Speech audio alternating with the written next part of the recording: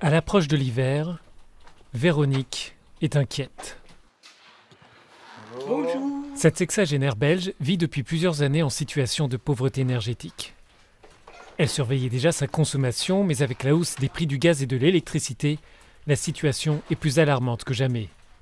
Désormais, elle doit réduire encore certains gestes du quotidien. Par exemple, quand je me fais une tasse de thé, avant j'utilisais le micro-ondes et maintenant j'ai une cafetière électrique, je mets juste la dose de l'eau pour que ça consomme moins. Voilà. Et au lieu de prendre une douche tous les jours, j'en prends une 2 fois par semaine. Le reste, j'ai à l'évier.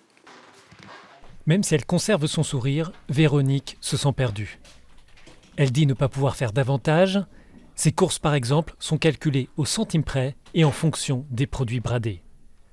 Cette ancienne propriétaire de café bénéficie du tarif social pour le gaz, mais pas pour l'électricité. Pour le moment, elle chauffe son appartement 1 heure par jour, mais si l'hiver est rude, elle devra choisir entre avoir froid ou accumuler les dettes. Pour Véronique, c'est un sentiment insupportable.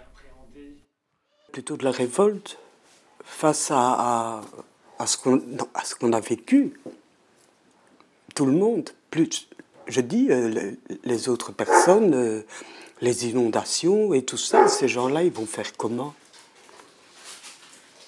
C'est inhumain c'est inhumain d'augmenter l'électricité. Les appels à l'aide se multiplient en Belgique.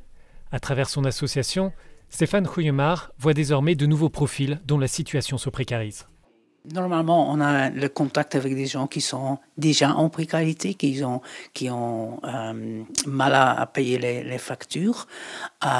Même dans ma famille ou mes amis, il y a des gens qui me demandent qu'est-ce qui se passe, comment je vais payer ça.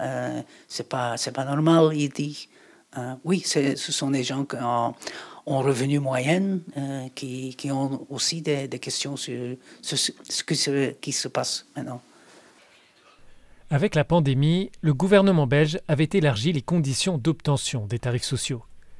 Mais le dispositif doit prendre fin au mois de décembre, au risque de jeter dans la précarité des milliers de personnes.